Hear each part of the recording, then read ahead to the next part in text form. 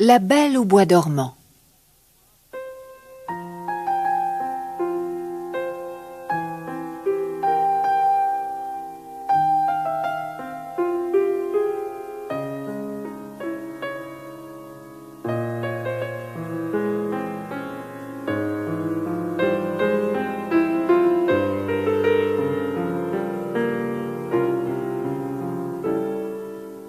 Il était une fois un roi et une reine qui n'avaient pas d'enfants et en étaient fort tristes.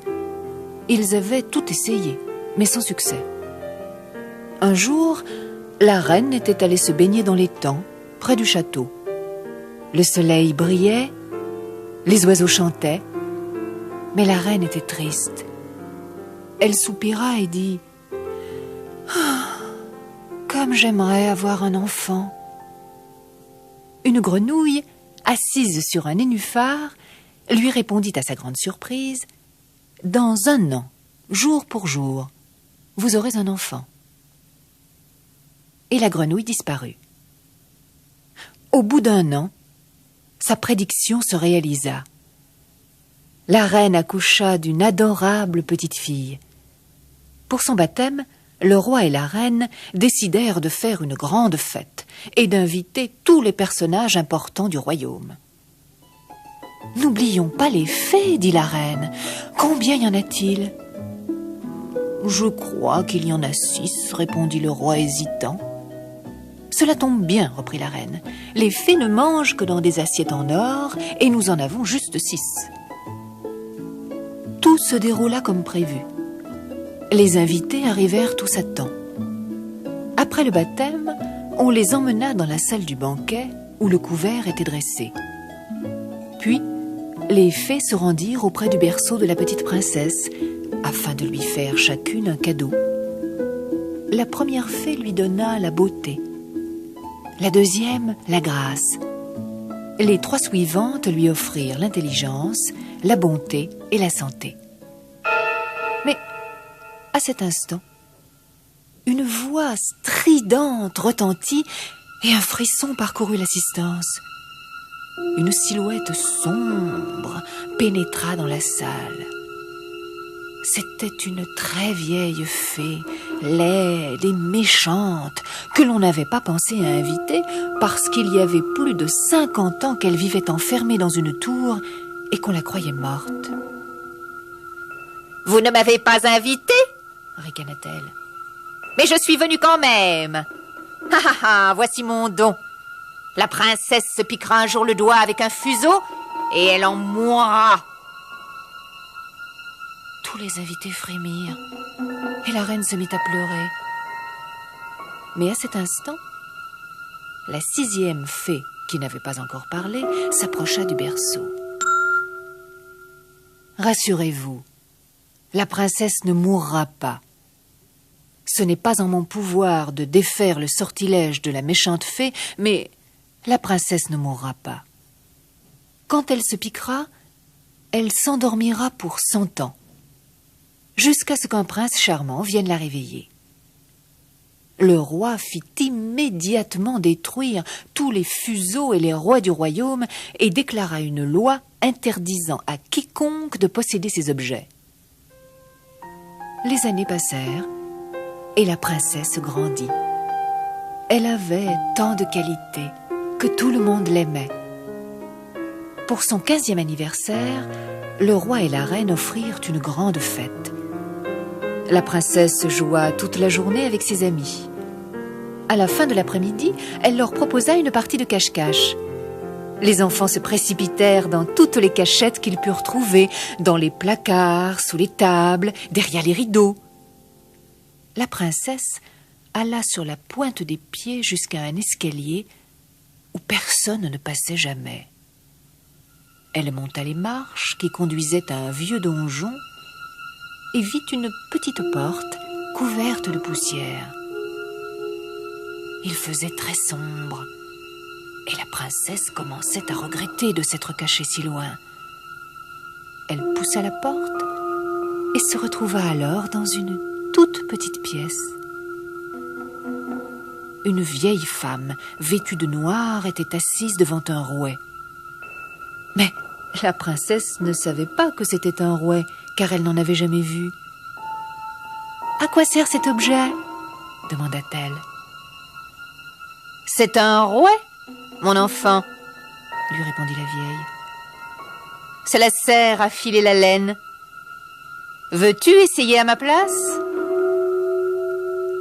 Curieuse, la princesse tendit la main vers le fuseau. Mais elle poussa soudain un cri. Elle s'était piqué le doigt. Et sur le champ, elle tomba évanouie. La vieille femme ricana et disparut.